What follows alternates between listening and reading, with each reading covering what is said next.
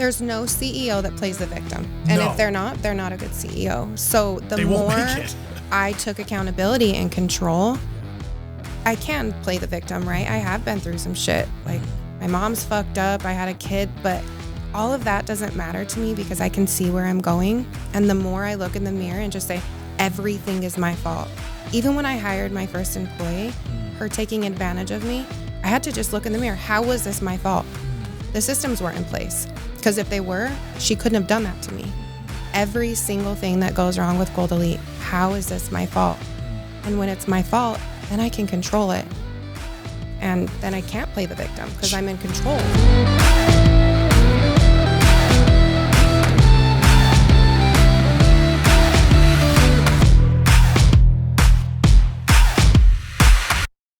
What's going on, y'all? Welcome back to another episode of The Bullpen. Today, I am so excited to be introducing my next guest to you guys. This guest is so incredible because this guest right here, if you're here in Utah and you don't know who this is, you're living under a rock. Like, seriously, like this woman has built one of the most incredible brands that's been worn by some of the biggest names I can think of, like Paige Hathaway, and like just all around the country in the fitness apparel, in the fitness industry. If you don't know who she is, I guarantee you know who she is, right? But what's so incredible that I'm just now realizing is her story is so much deeper than what I even realized. I thought her story was just incredible, but now there's so much more to unpack. Cory Chipp, thanks for being on. Thanks for having me. Appreciate you. Welcome to The Bullpen. Thank you. For those of you who don't know, Cory's 32, born and raised in Kearns, Utah, single mom to 3 beautiful children, a girl at 16, 2 boys, 10 and 9. They are her why. She loves being a mom and seeing ripple effect in her self-growth through them. She is the founder and CEO of Gold Elite Women's Apparel, which is what I was talking about. My wife loves that shit. Right. It's life-changing. It is life-changing. She loves it with all her heart, and we buy a ton of it. And that's why I say it's massive what you've created. Their mission is to empower and support all women and to create a community of strength and love. She's devoted to challenging the industry norms for women entrepreneurs and future entrepreneurs. She wants to create a community of support where they can bring their ideas together and create lasting impact. Cory, I'm excited to talk to you about this because what's interesting is, right? This is just so small in comparison to what made you who you are, why you're here, right? And what you've created with Gold Elite is not a small thing, right? It's not a small thing. It takes some guts to do that, right? And as a fellow entrepreneur, I know exactly the kind of ups and downs you've had to experience, the brand that you've had to create and put yourself out there. And when you go after certain norms in the industry, you're going to get attacked. Right? If you don't want to have anyone attack you, then just try to fit in. But if you want to make waves and actually make a difference in the world, then stand out and be someone who actually puts a target on their own back. And you've done that, right? So what I really want to know here is this is incredible. But what made you who you are today? What's your story?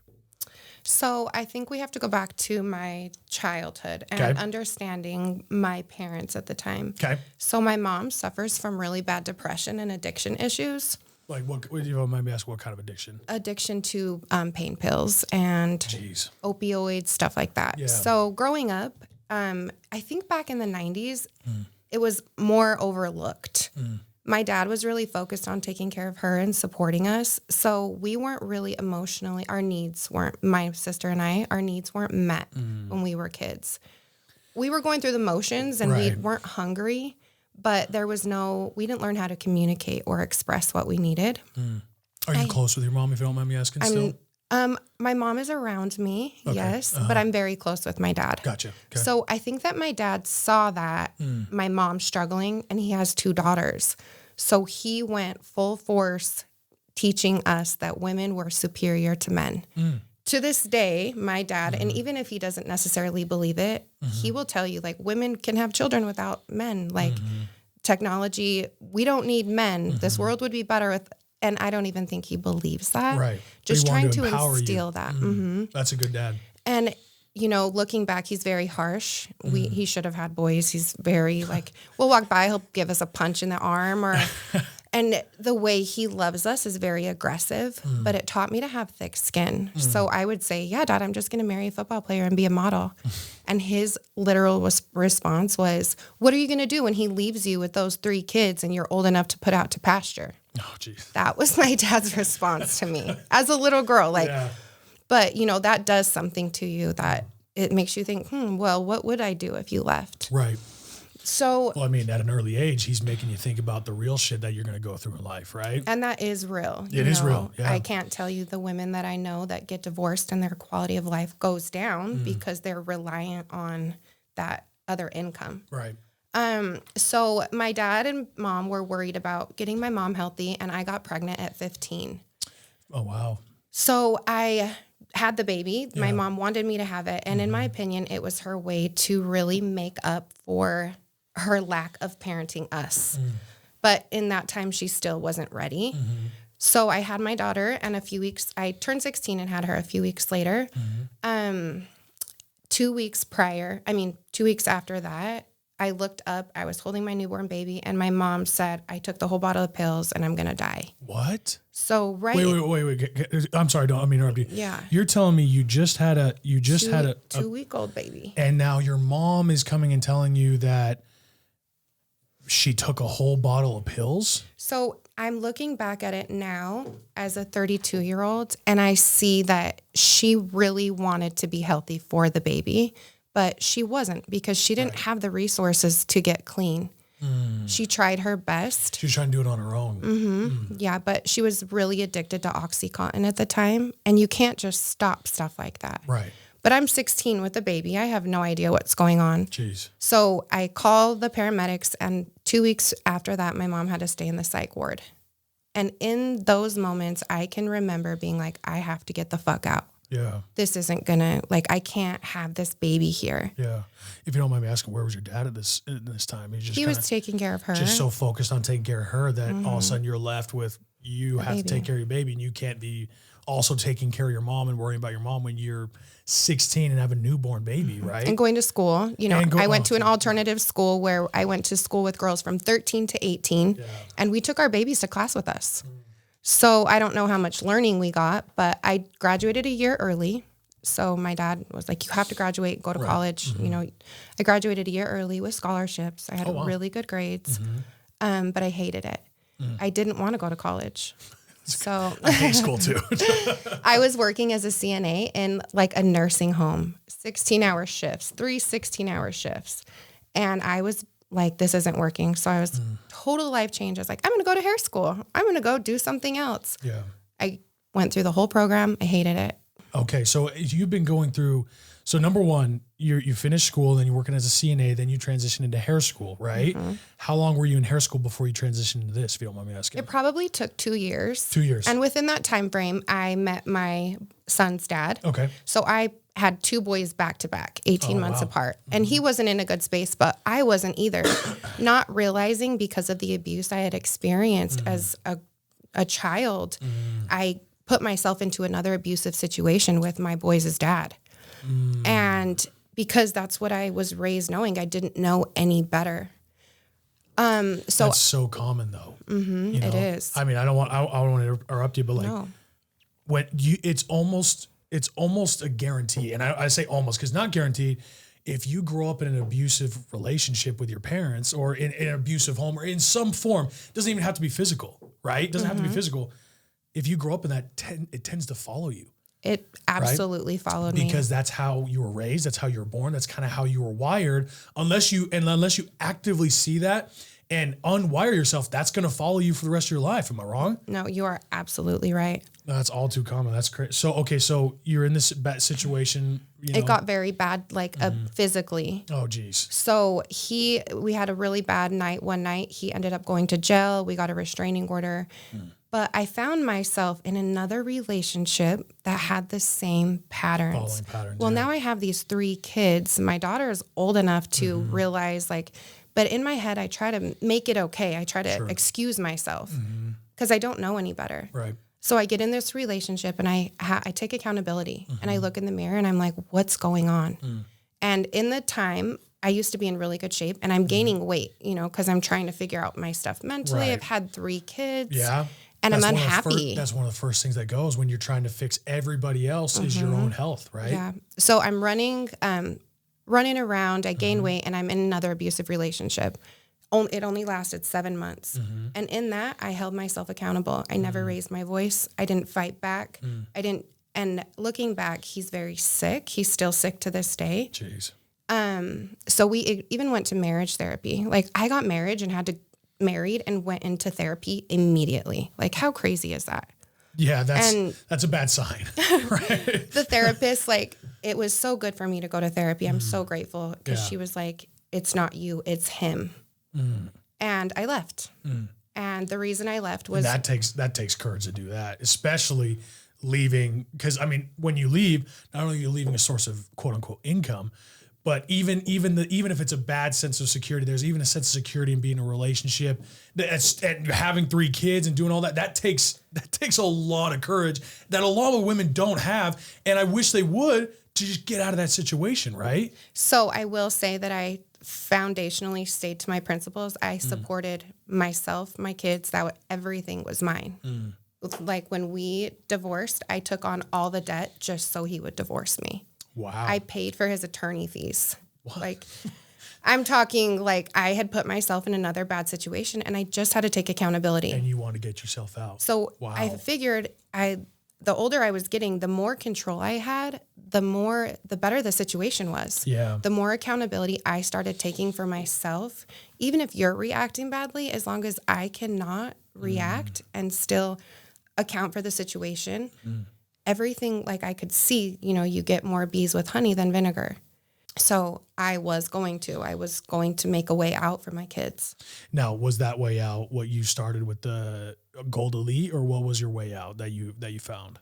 So I got an opportunity to pitch a business. I didn't know what business. Okay. To two girls that do business investing. They do technology investing though. So me walking in, and I didn't know what I was going to do. All I knew, I was good at sales and I had a little bit of money to invest. Right. I wasn't smart. I should have mentored myself, but I just jumped on Google. I taught myself everything. Like, it's one of the best places to do it. I found my manufacturer on the 12th page of Google. I'm talking at 1 a.m. I just so happened to find my manufacturer. But I learned how to do that and answer questions for myself. So okay, so you make the transition. What made you want to do that though? I was sitting with a friend and she looked me in my eyes and I was like, let's do like your nail polish. I was helping with a nail polish company, all the things. And she says, what are you passionate about? And in that moment, it was like something clicked in my head and I was like, you're right. Because I felt like in that moment, I was the smartest person in the room. And I was like, I need a new room. Oh my gosh. I have to have a new room if I feel like I just took your business to the next level. I managed this business and now I don't have a business. I have your business. Yeah. And that was it. I don't think people realize how powerful it is what you just said. And I want to make sure everyone listening, I want you guys to make sure what you heard what she just said. You need to be the dumbest person in the room. That is extreme maturity. But that is the fastest way to get where you want to be, right? Because proximity is power. When you're around other people at a higher net worth or a higher, status, or they're just operate on a different frequency and, whatever it is, right? You have no idea how fast you are naturally either going to absorb it or get out. And if you just find a way to just force yourself to stay in it, you're naturally going to level up, right? You've seen that, but what people really need to understand this. If you can just put yourself in the position just to be around those kind of people, your life will completely change. They say your network is equal to your net worth, or you will be the average of your 5 friends you hang out around the most. There's so many ways to say it all means the same thing. Yep. Who you're around will ultimately determine who you are. And I don't care how good you are at manifesting. I don't care how disciplined you think you are. The people who you surround yourself with will determine where you end up. Absolutely. Right? That's basically how you became where you are, because you forced yourself into that situation. Even though I didn't fit in. Naturally you wouldn't, right? And so many people would avoid it because you don't fit in. And I still don't fit in. And I think people see me and they think that I fit in, and I'm actually more comfortable where I come from and, in a chaotic environment than I am in business meetings sometimes. So you feel more like comfortable on your toes, so to speak. Comfortable in the chaos. I move great You're in definitely chaos. an entrepreneur.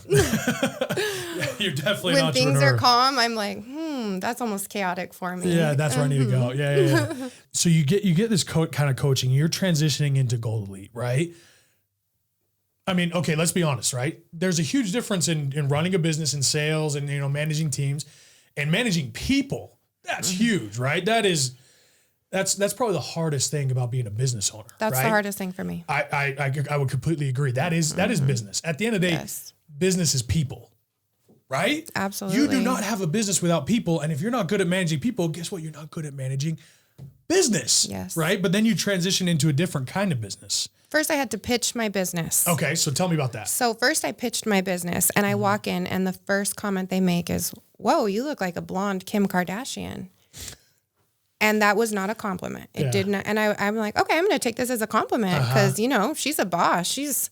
And not that I just felt they're tech investors. They're not apparel investors. And I come in with my sports bra, my leggings and but they immediately, they tried the leggings and the product sells. Yeah. If you try the leggings and the product, I have designed it for real women. So they were like, okay, we're going to give this girl a chance and we're going to help her.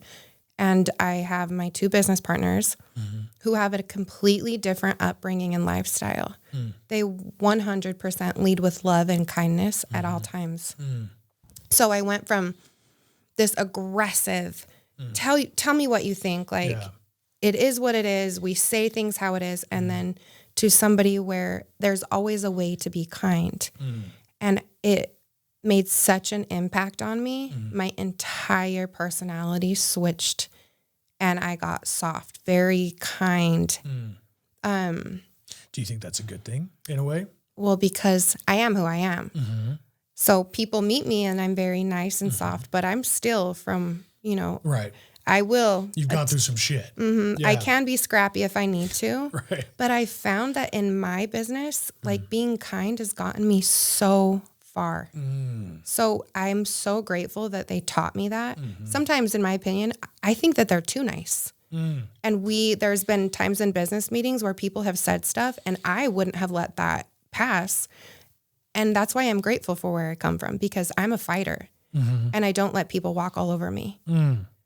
See, what you just said, that's key, because I just wrote down here, in business, a lot of times people fail in business because they're too nice. That's real. That really is, at the end of the day, too nice. And what is that? That stems from one thing, that wolves will take advantage of the sheep. And wolves can be in sheep's clothing, especially when money's on the table. Absolutely. So meaning in the business world, you are naturally going to run into a lot of wolves. And no one is a wolf, just blatantly a wolf. They're always going to, powder coat it, try to make it seem a lot fluffier than they are, come across as nice, right? But at the end of the day, there's a lot of wolves out there. There's a lot of people who will take advantage if the opportunity comes up. Absolutely. That's why I say, do you think that's a good thing? Because in my experience, being too nice is the first thing that will get you in a really deep, shitty situation. And it will. Right? It almost always will, right? Yeah. So what you're saying is key, because there's a thing of being kind, but you also have to be stern. You also have to bring a ferocity to that kindness, that you're like, I love you, you're my person, I'm going to take care of you, until you try to do something, then you're going to meet the horn, so to speak, right? You lead with love, but I'm not the one. That's what I always say, even to my kids. I'm like, I lead with love, but I'm not the one. So don't test me. I love that. I mean, that's original. That's probably why you've gotten so far, is because you've had that mentality. You've had to go through that, right? And now let me ask you, let me kind of pivot back to some weight loss, right? Because you were mentioning, and this this is actually how I knew you, right? Is you're mentioning you're kind of, like losing your health and you're kind of not focusing on that. Yeah. What, from my understanding, you lost a ton of weight and got back into shape. Tell us about that. So it was stemmed from my negative relationship. Right. My husband called me fat and I didn't even know. I didn't even know, because I hadn't looked in the mirror. I hadn't looked at myself. I was busy taking care of everybody else. And I looked in the mirror and I said, okay, I'm going to go to the gym.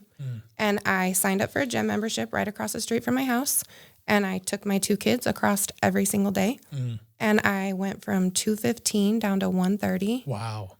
in 8 months. Congratulations. Thank you. That's incredible. Thank you. And like I've gained weight back, but I wanted to see where I could take my body. Sure. And through losing weight, I divorced and started my business. See, that's what's interesting, because when people take control of their health, because you know what I said before, when shit hits the fan, the first thing that people let go is their health, right? They let their health go because they want to focus on so many other things. It's almost like, I don't know why that of all things is the first thing to go, but it almost always is.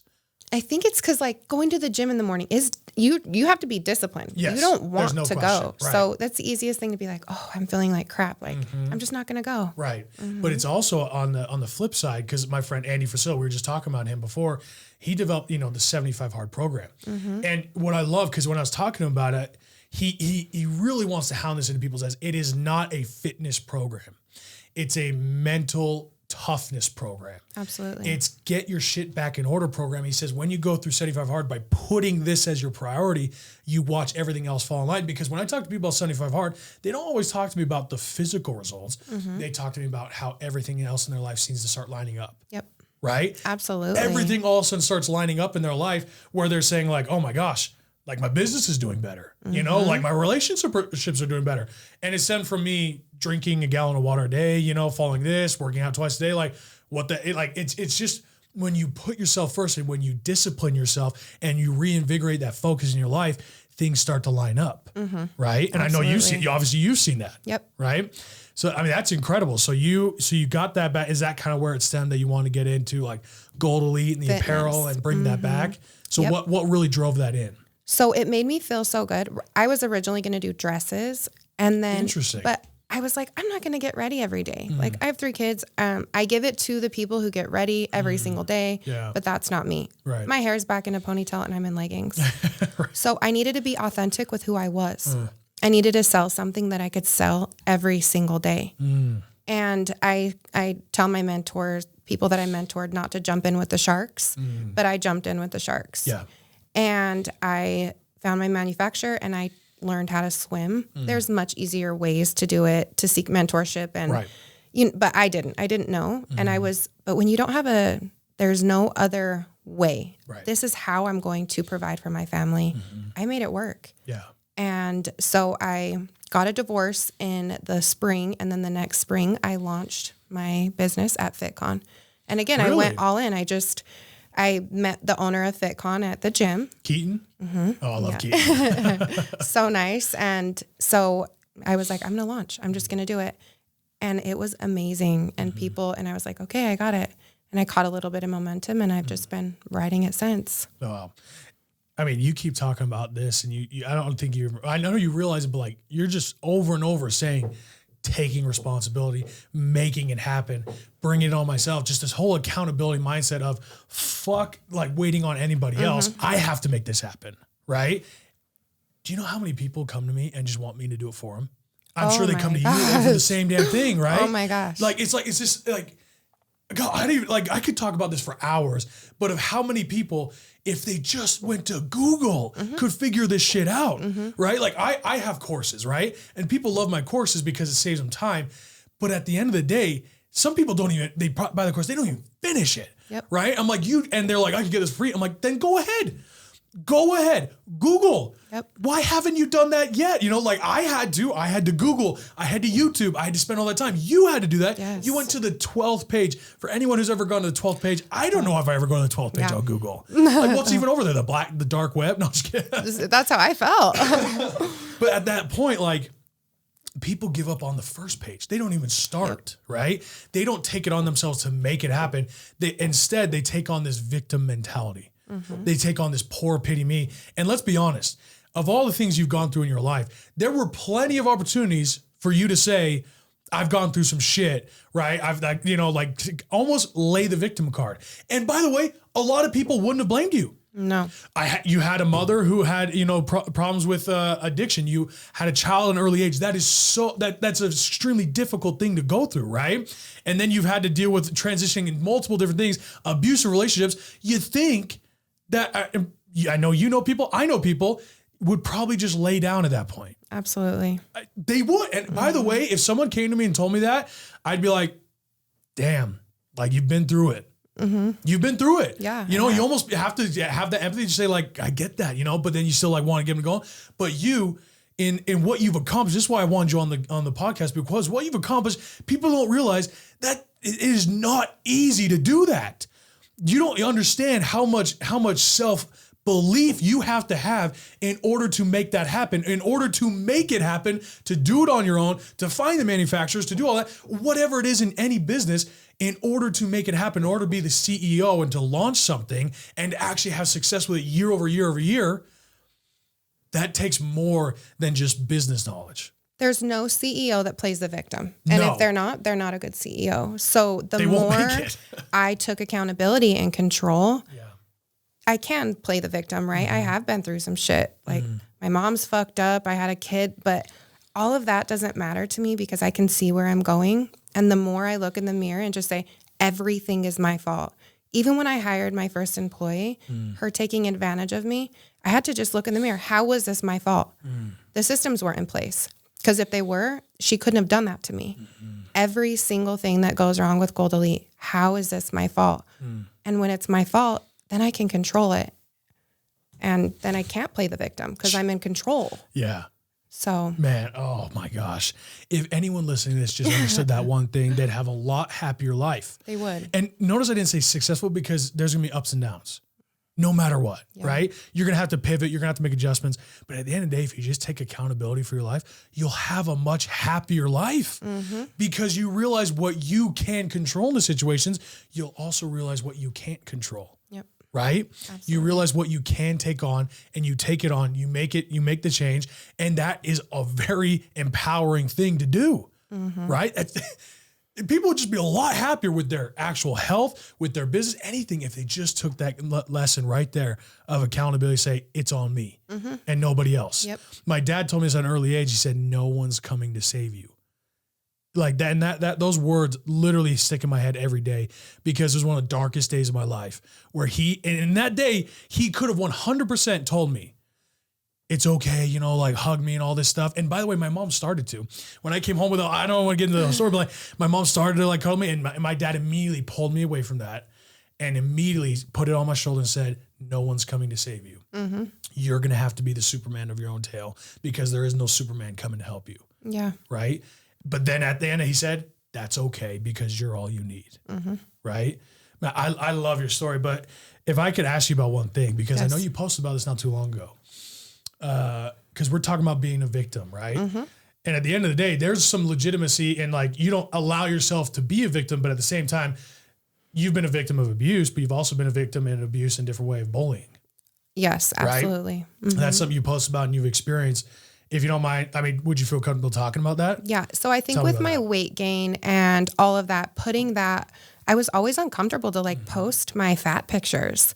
I was scared of people judging me because that wasn't me. You mean like while you were in that position or even after? No, even after. Even right now, there's pictures where I'm like, oh, I want to post this. And I have a hard time sharing those because I was at such a dark place in my life that when people look at me, they see this like, oh, she's so influential and she's this. But when I see those pictures, I'm like, oh, that wasn't who I wanted to be.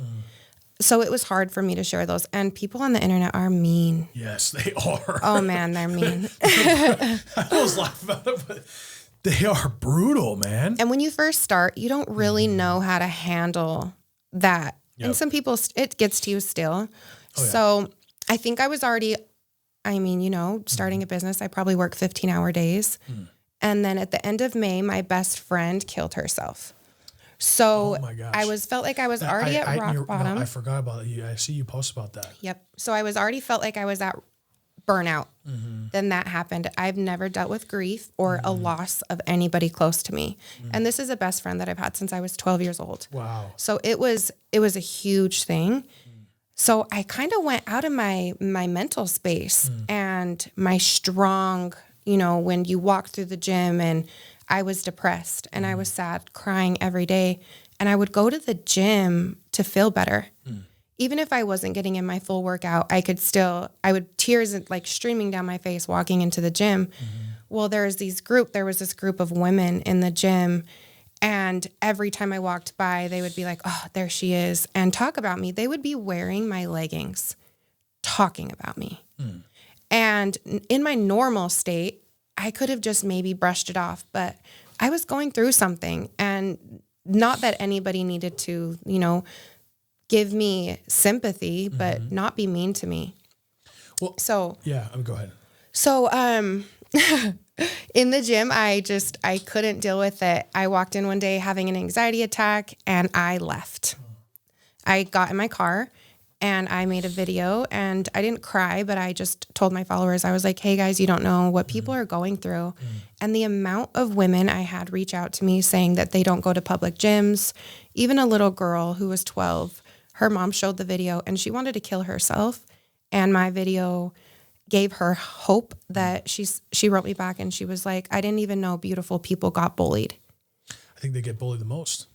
And so right in that moment, I felt my weakest. I just walked out of the gym and let these bitches bully me. Like, what? Like, I own this company where I stand for women empowerment, and I'm letting these girls bully me? No, that wasn't going to happen. So I went home, I cried, and I went back to the gym the next day. Well, this day I had a whole new attitude. I walked right up to them and I introduced myself very aggressively. And then I came back to myself and with tears in my eyes, I told them my situation and how they made me feel. And both women started to cry in response to what I was saying. And I told them, I said, I own an apparel company and I couldn't imagine the way you make other women feel. I was like, it doesn't hurt you to smile. And they were very sorry in that moment. And they've been nice to me ever since. Right, but I hope that they were nice to other people. So I'm so glad for my following reaching out to me because I realized it was bigger than myself. All of those women had dealt with what I was dealing with, and not one of them took their power back and approached their bully. So I did that. So you're saying the women who were bullying you had also been through that kind of thing? The women who reached out to me saying... Oh, the women who reached out. Okay, gotcha. Yeah. Okay. But the women who were bullying me also said the same thing, that they had experienced it too. So I was like, we are just in this vicious cycle. And I posted my story about coming to them and telling them how I feel. Yeah. And even then I had women be like, I could never do that. I'm never brave enough to do that. And then I'm like, this is where I need to spend my time and influence people, because bullying is everywhere. Every single one of us get bullied for everything. Yep. And I think that the people who are bullying are just hurting themselves, but they're, projecting that onto us. I agree. I mean, what you take your power back, right? I don't want to take up to but so I mentioned a little bit about my story, because when you talk about bullying and I saw that, I want to reach out and go if you ever need anything, I'm here, because nothing sits heavier on me than when people get bullied. Right. So when I was a kid, my nickname's the Bull. Right. And I think you were mentioning you had a nickname growing up as well, similar to Yes. So we experienced it. Well, that's my nickname, but my nickname growing up was the Fat Bull. Right. And on a daily basis, I was either crying or puking because I didn't want to go to school. Right. You know those butterflies you get in your stomach before you get into a fight. On a daily basis, that's what I felt, because I knew they were going to beat me up. I knew this group was going to come after me and do something on a regular basis. They'd pin me to the ground, beat the shit out of me, pour chocolate milk on me saying the bull needs his milk or whatever, and shove tater tot, whatever it was in the day. Sometimes it was whatever, right? But, just to kind of give you an idea, what changed my life forever, what built this business today, Alpha Influence, what made me want to become this, was one day specifically when this whole thing happened, I rolled over, I was on my hands and knees, I was about 11. I had blood coming out of my nose and chocolate milk in my hair. And I looked around and I looked at all these other kids. And the one question I had is, why won't any of you help me? Right? Why won't any of you help me? Because I felt like I had, what could I do? I felt like I had, that's why when you say this is so powerful. And I want everyone to listen to this, because what you just said, take your power back. In that moment, I felt like a victim, but I felt like powerless. I could not do anything. Right. And when I went home that day, I actually left. I just walked home right there and then I just left everything at the school. I just left, right? And I went home. My mom sees me, chocolate milk, all this shit. And she starts to like, hug me and tell me it's going to be okay. And like, freaking out. What are we going to do? We've tried to stop this, like for years and it keeps happening. And it was at the moment where my dad saw me. But this had been happening for a while. It was at the moment my dad saw me. He pulled me away from my mom hugging me. It's like, my mom's giving me love, but he pulled me away. He looked me in the eye and he said the one thing. He said, no one's coming to save you. But that's okay because you're all you need. Now you're going to have to be Superman of your own tale. And then he proceeded to kick me out of my house or the house. He said, you cannot come home until you beat one of those kids up. He kicked me out of the house. And by the way, when I left as a kid, I was pissed. I was like, what the hell, like Dad? And I'm like crying, I'm like a kid. Like I'm like throwing up because I'm so scared I have to go fight one of these kids again. I was like mad at him. But I knew he meant it. I could not go home until I did this. So he gave me no other choice. He literally forced my hand to say, this is your only choice, is to go face your fears and to go face these kids, right? So I did. I literally walked over to this kid's house, knocked on his door. His mom answered. I said, it's so-and-so here. He came to the door. I grabbed him, pulled him out, and just, I honestly, in moral rage, beat the shit out of him, right? And I ran home. And what you're saying here is what this hits home to me. Because like when I ran home after I beat him up, I was like running away low key. But I felt the most confidence I'd ever felt in my life. Mm-hmm. I felt the most powerful I'd ever felt. And I literally felt like what you said, I love that, taking my power back. Yep. Right? I all of a sudden was reinvigorated and went home, and this became a staple for my life where my dad told me, you're going to have to be great or you're going to be nothing. Because if you don't stand up to be the person who's going to make the difference, then you're just another hypocrite who's letting this shit happen. Absolutely. Right? So when I'm listening to your story and what you've gone through, because you mentioned that one story just recently, you've gone through this a lot more, right? It wasn't just recently. You've gone through this your entire life. Am I wrong? Oh yeah, no, I've been bullied my whole life. If you don't mind, like what experiences have you had with that? So they called you the bull and they called me horse meat because my legs and my butt were so big that I even didn't run track because my legs were so big that I didn't want to wear the shorts. Yeah. That they would tease me. And then not having an emotionally available mom, all your friends do sports and their parents show up. But my mom did not like my friends. So when she showed up, it was chaos, which causes a ripple. Yeah. And the way, even the way your friends' parents treat you. Right. I was treated like the bad kid when really I was just hurting. I mean, and what's that transition do? That can transition to one of two ways, right? Especially when kids experience that. They either become the bully because they're hurt, because they've been like broken. And what they do is they end up taking out on other people. A lot of abusive parents were actually abused themselves, right? Yeah. And we were talking about that, how that follows you. We follow these trends of what happens in our lives where you either take it out on other people or you find a way to fix it and become the advocate against it, right? Yep. That's why I love what you've created, because you're like, obviously my wife and I know women love, the apparel, but you're trying to stand for something more than that, right? Yes. You have a mission. You want to empower women to help them take their power back, to actually step up and reinvigorate themselves with the courage and confidence and some coachability necessary to become who they need to be. Absolutely. Right? And if they just listen to that message, because you've experienced it, what you can overcome in order to get where you need to be. But they have to understand it's not going to come without consequence. It's not going to come without people throwing rocks at shiny things, because the people who stand out are going to have people come after you. Yes, absolutely. You're going to have it, right? Crabs in a bucket, right? I feel like my light shines so bright that people are blinded by me. Some people want to gravitate towards me, but other people, they hate bright, shiny things. Right. But I've had to accept that. But dimming my light down that day and leaving the gym, I felt myself. And I was already sad. My best friend just passed away, and nobody knew that. But my light was already so dim that when I approached them, my light went back on. And I was like, this is my why. I need to stand up and be an influence for these girls that are also being bullied and express my story. Yes. Yeah. And I'm grateful you are. Thank you. I know a lot of them are as well. You have to. And that is what it comes down to. In my opinion, you have to.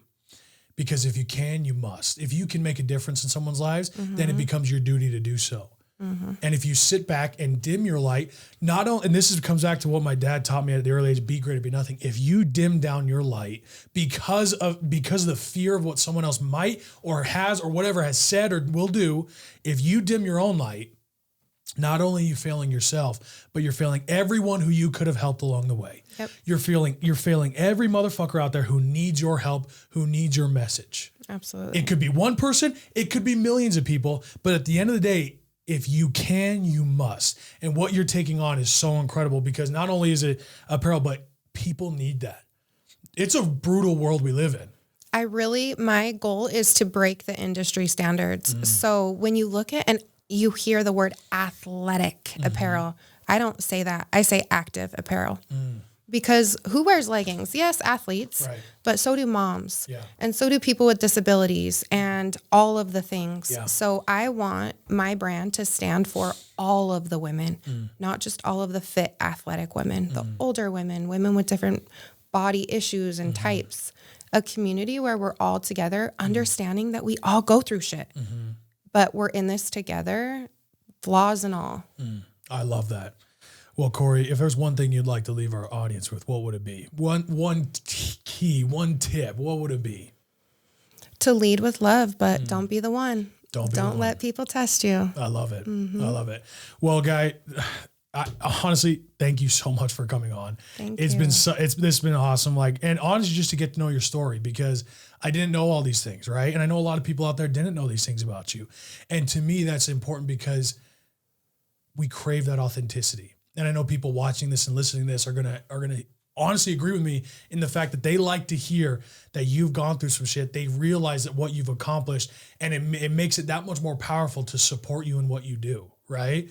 So thank you for coming on. Thanks for your authenticity. I'm really honored to be the first woman on the bullpen. We have to mention that this is the first woman guest on the bullpen. Thank you so much for coming on. By the way, everyone, make sure you go follow her, Cory_Chipp. We're going to link all this in the description. Go follow her on Instagram. Go follow her business, Gold Elite Apparel. Is there anywhere else people can get in contact with you, or you want people to? Just the Instagram stuff. Just the Instagram. Okay, start there, guys. Make sure you go follow her because she's going to be doing big things. She's already done incredible things, but I know this thing's going to blow up, and you guys want to be a part of that journey. Thanks for coming on. Thank you.